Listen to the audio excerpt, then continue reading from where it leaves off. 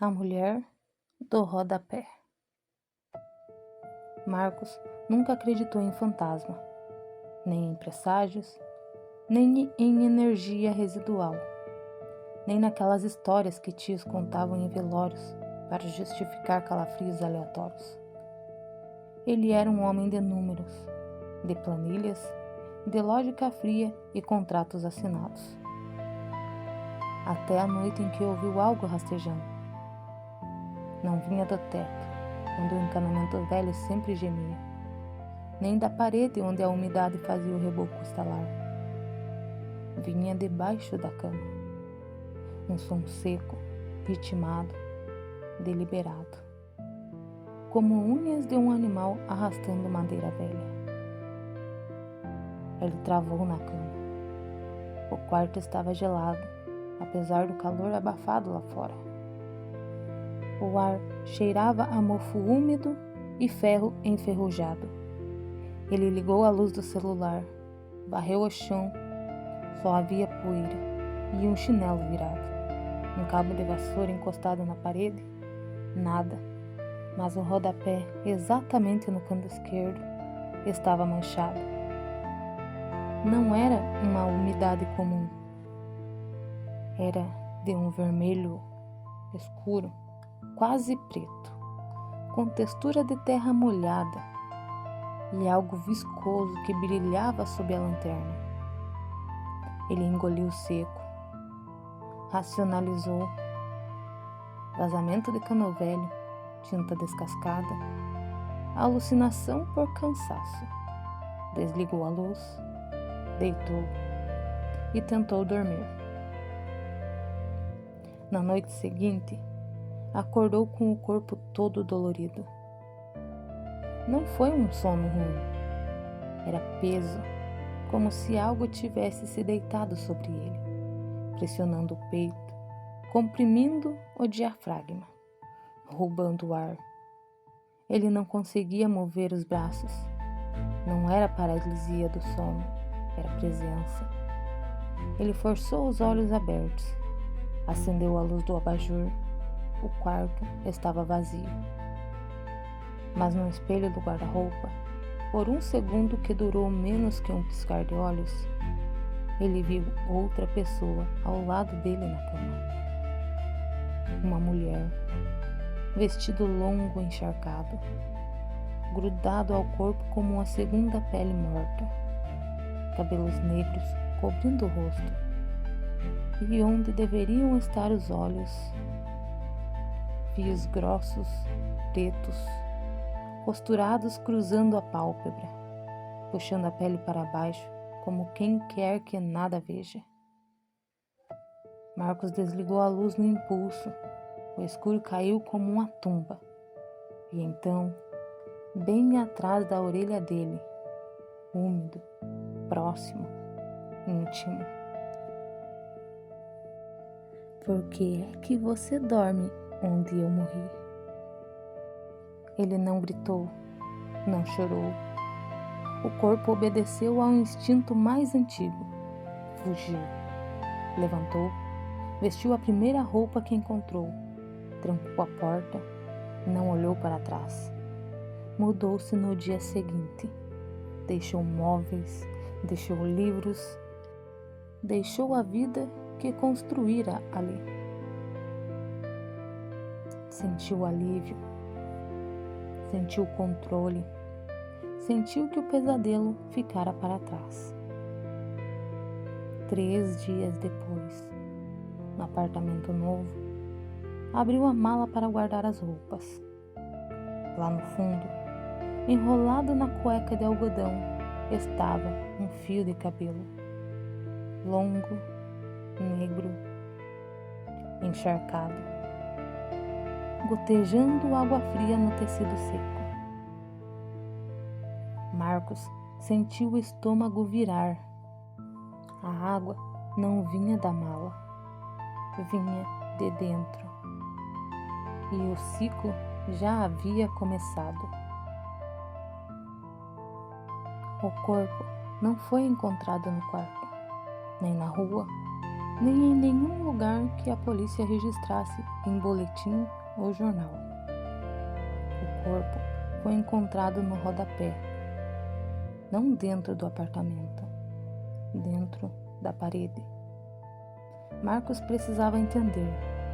Precisava de um nome, uma data, uma explicação que desse sentido ao fio de cabelo, ao sussurro, ao peso no peito. Desceu até a portaria, encontrou o zelador. Um homem de mãos calejadas e olhar que evitava contato direto. Perguntou sobre a antiga inquilina do quarto 202. O zelador empalideceu. O cigarro caiu da boca. Ele olhou para os dois lados, como se as paredes tivessem ouvidos. Ela sumiu há uns 10 anos, sussurrou, a voz rachada. Disseram que fugiu com um homem, que levou as malas de noite, que ninguém viu nada. Marcos insistiu. Mostrou a foto do prédio no celular, pediu um nome. O zelador hesitou. Foi até uma gaveta enferrujada. Puxou um envelope amarelado.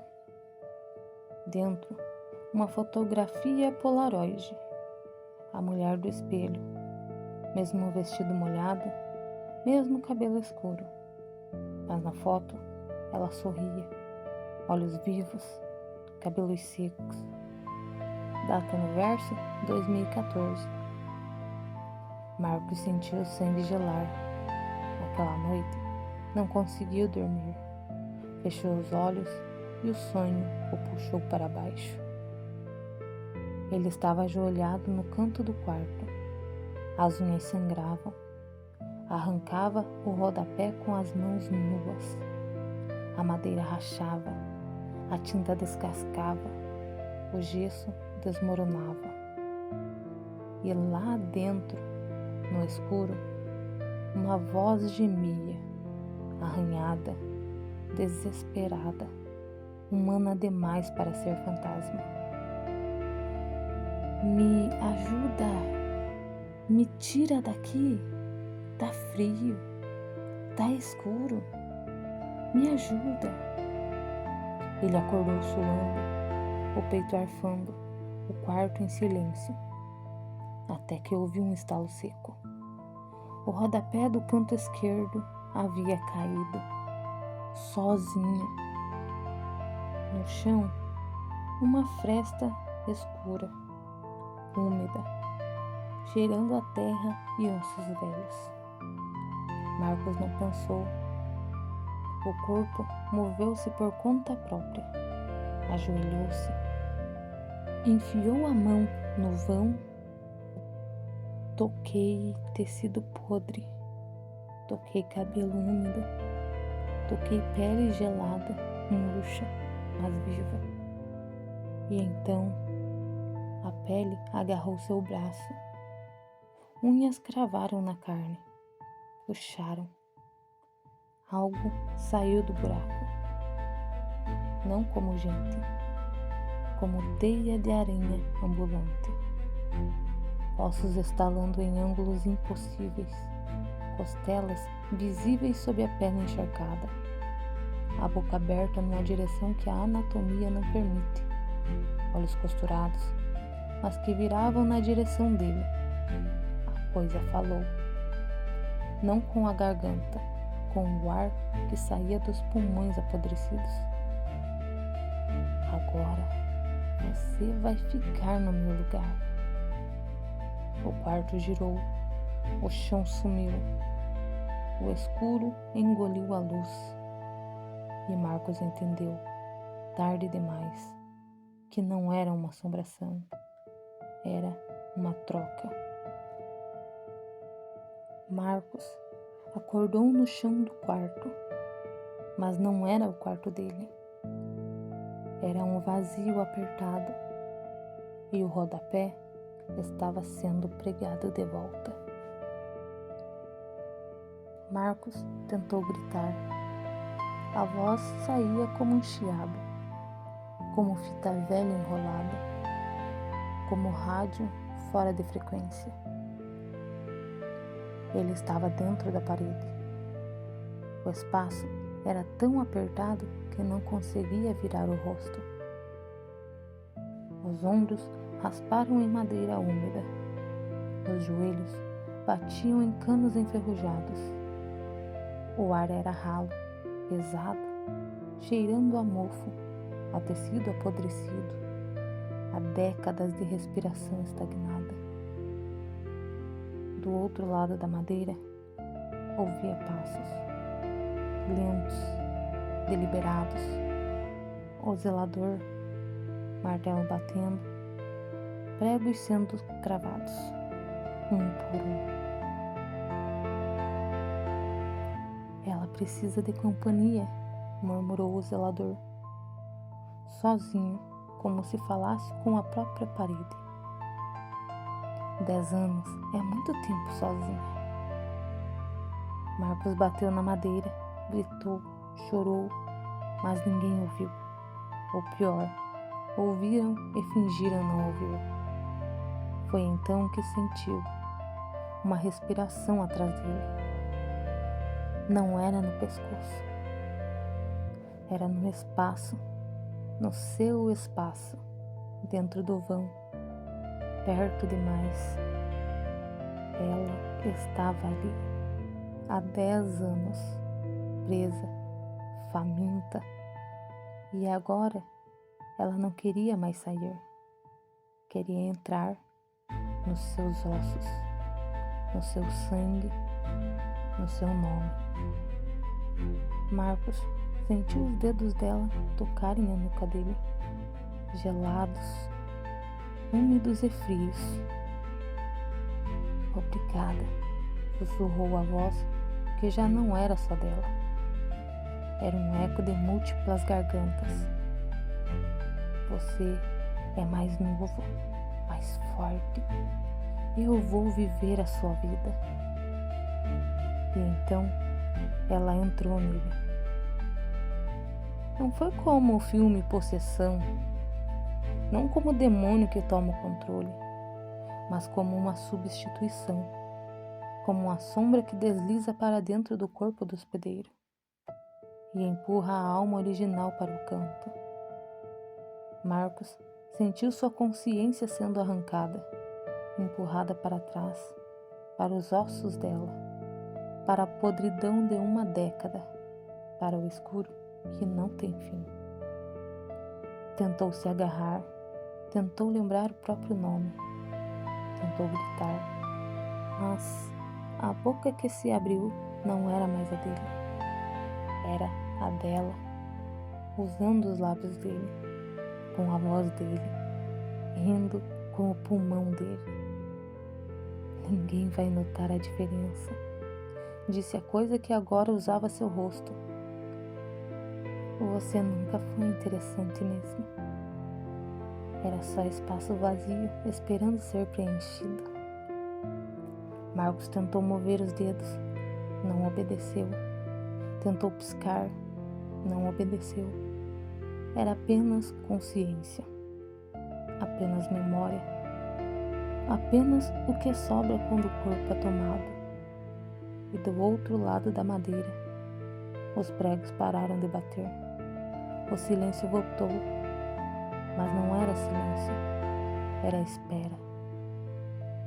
No dia seguinte, Marcos saiu do prédio, comprou um café, sorriu para o zelador e foi trabalhar.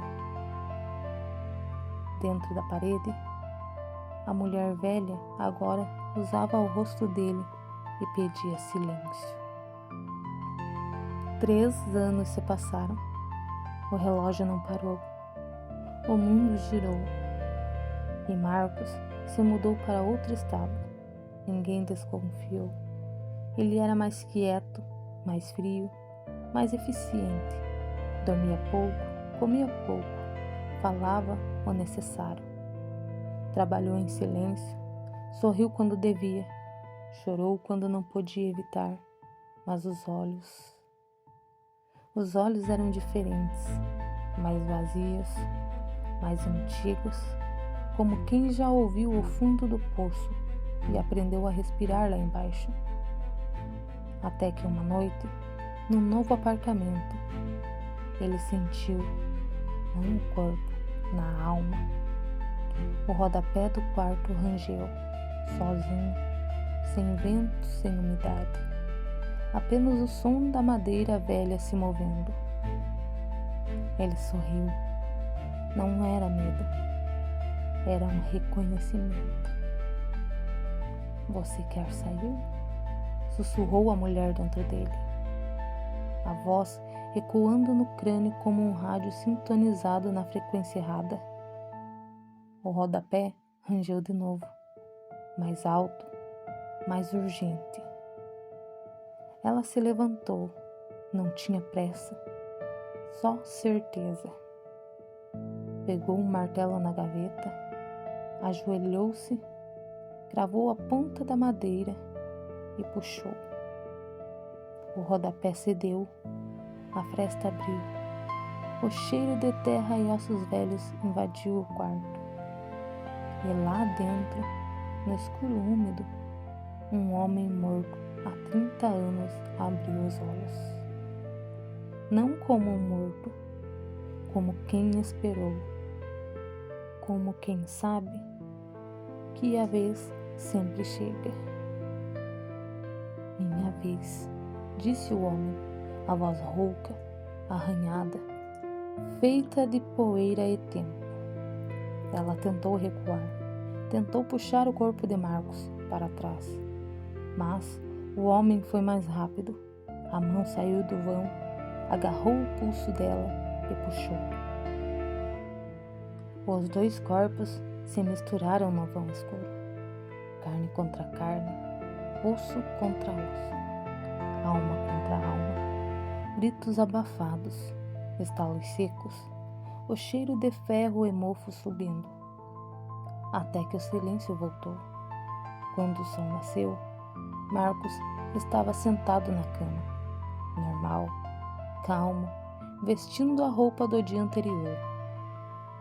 Mas seus olhos tinham duas cores diferentes, um castanho, o outro um azul acinzentado, e sua boca sozinha sussurrou: agora somos 3.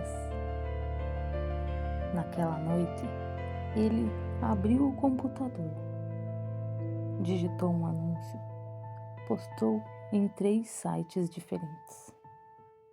Alugo apartamento. Ótima localização. Quarto espaçoso. Único detalhe: o quarto tem um barulhinho no rodapé. Nada que atrapalhe o sono. Aceito referências. Quando você ouvir unhas no rodapé, não martele, corra, ou você vai virar o morador da parede. A parede não guarda segredos, ela guarda substitutos. E quando o rodapé ranger, já é tarde demais para pedir ajuda.